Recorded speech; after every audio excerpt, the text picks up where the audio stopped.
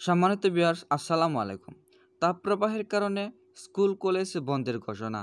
আমরা জানতাম যে পবিত্র রমজান ও ঈদুল ফিতর উপলক্ষে এছাড়া অন্যান্য ছুটির সমন্বয়ে মোট ২৬ দিন শিক্ষা প্রতিষ্ঠান বন্ধের ঘোষণা করা হয়েছিল।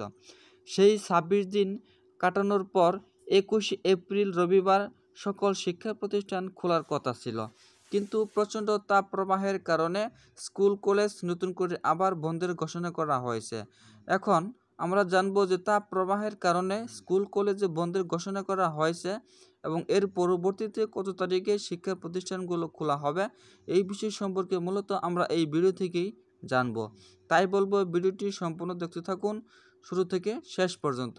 চলুন তাহলে আর কথা না বাড়িয়ে আমরা মূল ভিডিওতে চলে আসি। তাপ প্রবাহের কারণে যে স্কুল কলেজ বন্ধের ঘোষণা করা হয়েছে এই বিষয় সম্পর্কে যাবতীয় তথ্যগুলো জানার জন্য। তবে মূল ভিডিওতে যাবার আগে একটি কথা বলতে চাই, আপনি যদি এখনও এই চ্যানেলটিকে সাবস্ক্রাইব না করে থাকেন তাহলে চ্যানেলটিকে সাবস্ক্রাইব করে পাশে থেকে বেল বাটন অল করে রাখবেন আর ভিডিওতে একটি লাইক দিয়ে আমাদের সাথে থাকবেন।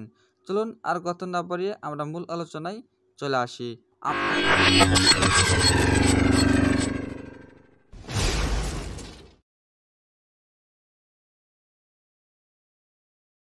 আমরা জানতাম পবিত্র রমজান, ঈদুল ফিতর সহ বেশ কয়েকটি ছুটির সমন্বয়ে ২৬ দিন শিক্ষা প্রতিষ্ঠান বন্ধ ছিল। ২১ এপ্রিল রবিবার সকল শিক্ষা প্রতিষ্ঠান খোলার তারিখ ছিল, কিন্তু দেশের উপর দিয়ে প্রচণ্ড তাপ প্রবাহ বয়ে যাচ্ছে।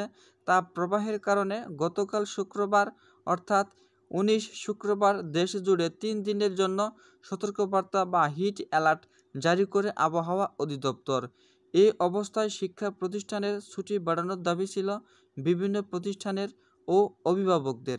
সর্বশেষে চলমান তাপ প্রবাহের কারণে ২৭ এপ্রিল পর্যন্ত দেশের সব স্কুল ও কলেজ বন্ধ রাখার সিদ্ধান্ত নিয়েছে সরকার। ২০ এপ্রিল শনিবার এই সিদ্ধান্তের কথা জানান শিক্ষামন্ত্রী মহিবুল হাসান চৌধুরী।